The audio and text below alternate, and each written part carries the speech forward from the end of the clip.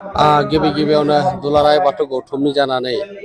बर'नि news portal नायगिरि बयनिसिमबो सिबिनाय आरो खुलुमनायखौ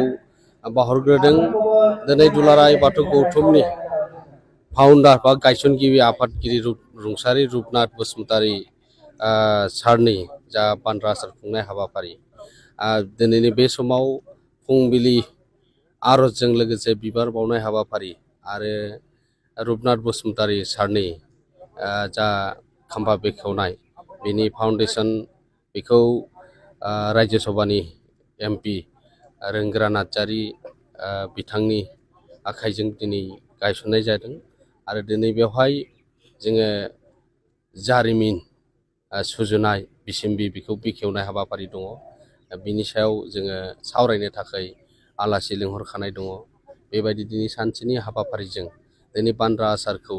दुलाराय बाथौ गौथुम आरो चिरां जिल्ला आरो रायजो नाङैनो दिनै बान्द्रा आसारखौ खुंनो लानाय जादों आरो बेवहाय गोबां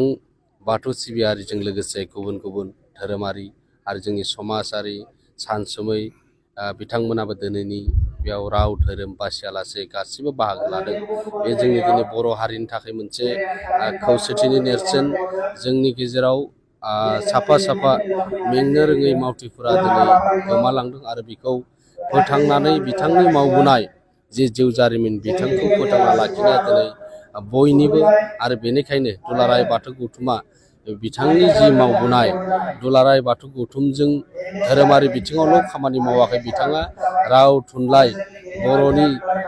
बायदि बिथिङाव बिथाङा जौगानायनि खामानि मावबोदोंमोन आरो बिथांनि जिखिनि मावबोनाय मावफारिफोरखौ जों दिनै मोनफा मोनफा जों मावबोनांगोन। दिनै धोरोमारि बिथिङाव, सोलोंथाइ बिथिङाव, समाज बिथिङाव गोबां बाथ्राफोरखौ बोसोन होलांदों आरो बिथांनि जाबायदियै दिनै लिरनाय महराव लिरनानै गालांदों गमामायैनो जों दिनै अरायसम जों बिथांनि मावबोनाय जिखिनि मावनानै फोजोबनो हाया आरो गमामायैनो जोंनि गेजेराव सासे राफोद जिखिनि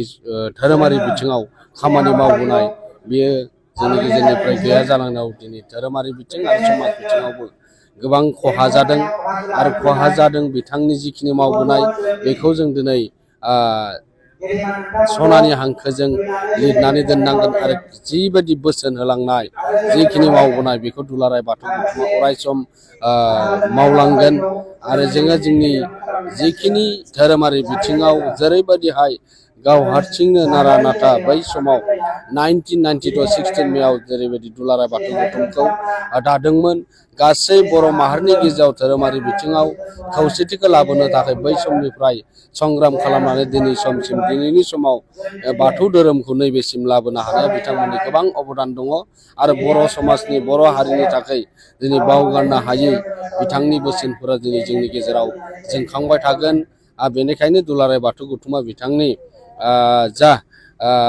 खाम्फाखौबो दुलाराय बाथौ गौथुमनि गाहाय मावखुलियाव जों लाखिनो थाखाय जों सावरायबाय थादों। जोङो उननि समफोराव दा दुलाराय बाथौ गौथुमनि गाहाय मावखुलियाव जा बाथौ थानसालि लुबाय थादों बेयो ओंखारब्लानो जों मुसुखाखौ बेखौ क्लियार खालामनानै होगोन।